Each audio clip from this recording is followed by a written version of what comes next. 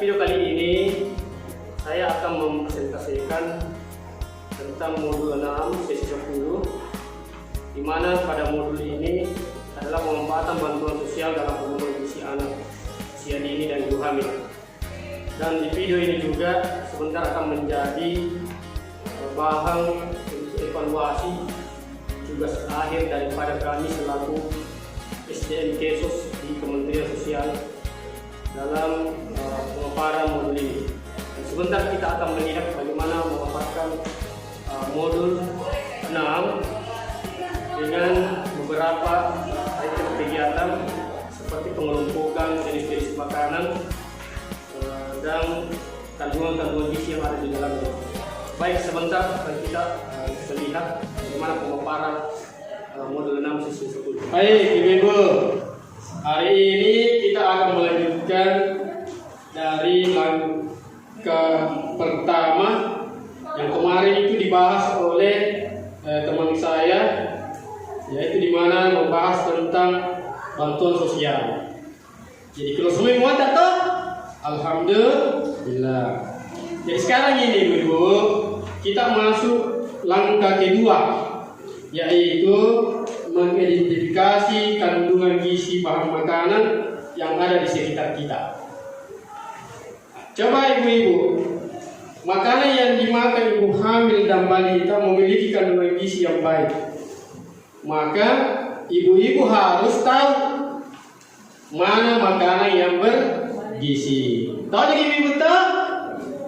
Oke, pertama ada namanya karbohidrat. Kemudian ada namanya lauk pauk.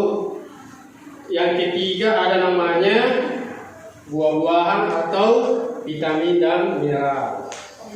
Oke ibu-ibu, supaya kita memanfaatkan waktu ini, saya mau bagi menjadi kelompok. Di kelompok pertama menulis tentang protein. Ya, jadi isi itu protein itu apa. Kemudian yang kelompok kedua tugasnya menulis tentang karbohidrat, apa-apa yang dimaksud karbohidrat. Kemudian yang ketiga menulis tentang vitamin dan mineral. Oke, silakan ibu, saya kasih kertas nih. Ya ini tabel kelompok 1, kelompok 2, kelompok 3. Saya kasih waktu 3 menit ibu nah. Oke. Cepat jika selesai Pak, sudah mi Pak. Berpikir dulu Bu, nanti salah tulis Ki.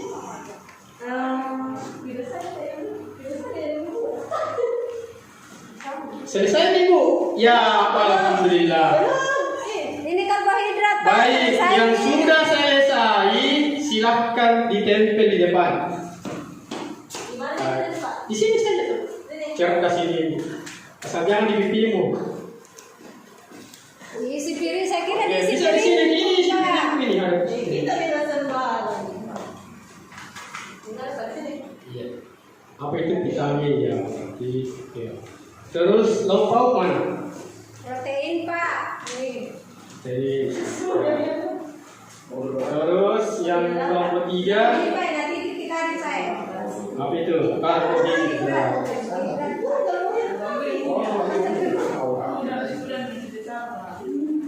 Oke, baik. Mari kita lihat kelompok 1.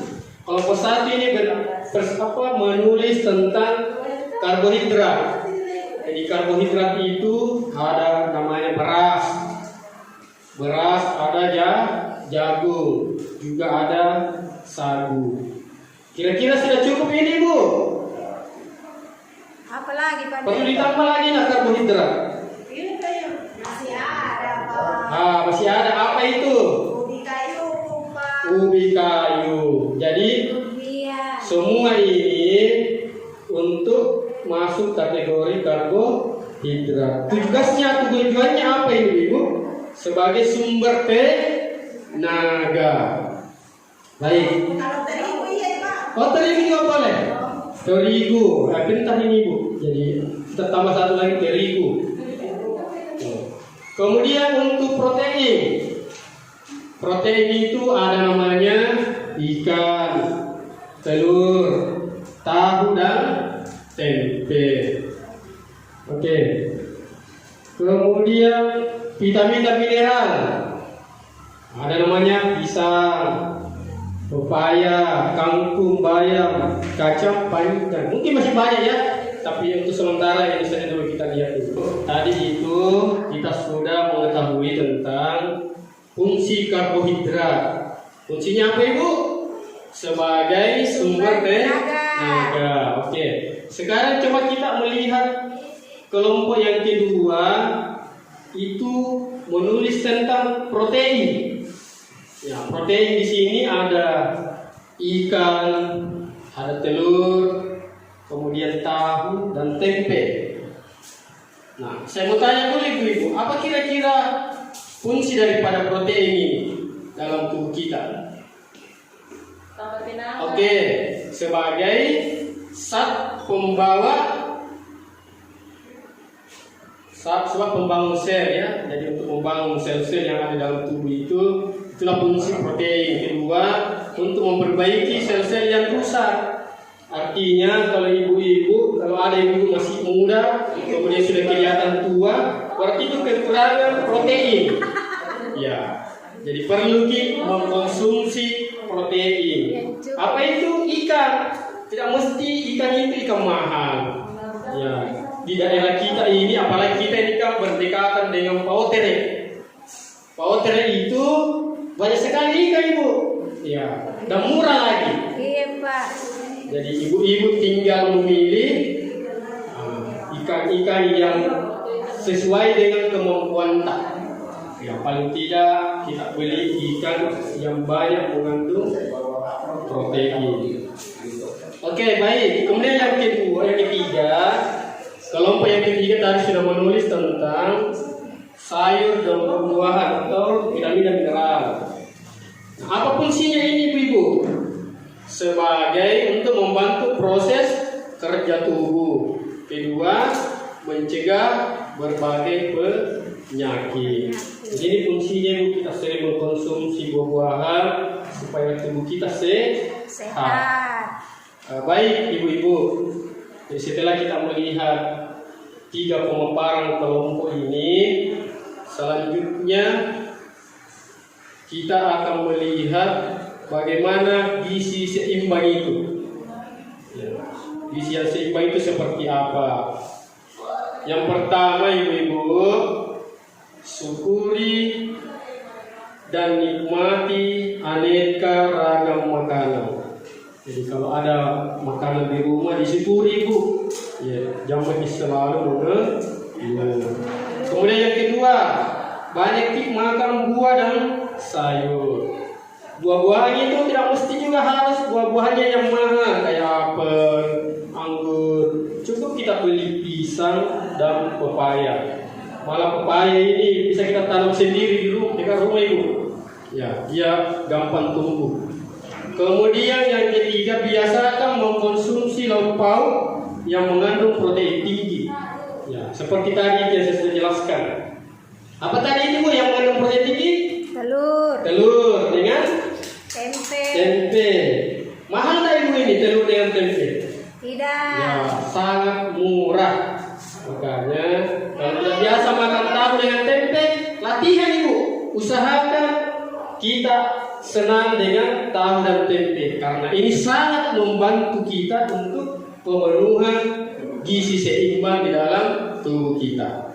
Kemudian yang keempat, biasakan mengkonsumsi aneka ragam makanan pokok, ya seperti beras, jagung, sagu dan durian.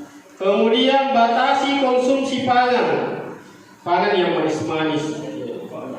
Jadi terlalu sering mengkonsumsi yang manis karena bisa dikena penyakit gula itu.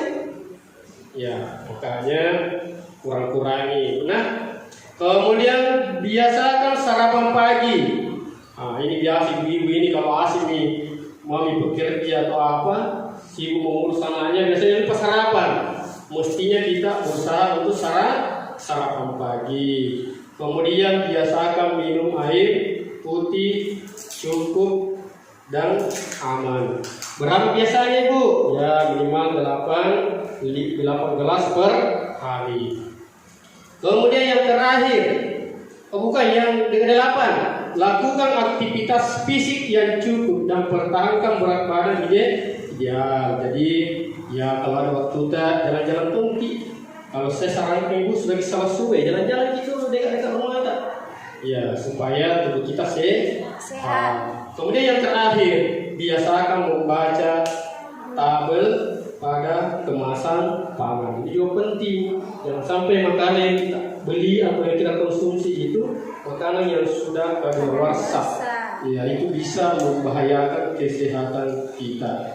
Kemudian yang terakhir lagi, cuci tangan pakai sabun dengan air yang mengalir untuk mencegah berbagai penyakit, terutama penyakit corona. Oke, Bu Guna, saya kira inilah presentasi yang bisa saya bawakan pada kesempatan ini. Semoga apa yang kita pelajari hari ini ada manfaatnya buat kita semua, terutama buat saya selaku pemateri dan juga buat ibu-ibu selaku peserta. Marilah kita tutup pertemuan kita ini dengan sama-sama membaca hamdalah. Alhamdulillahirabbil alamin.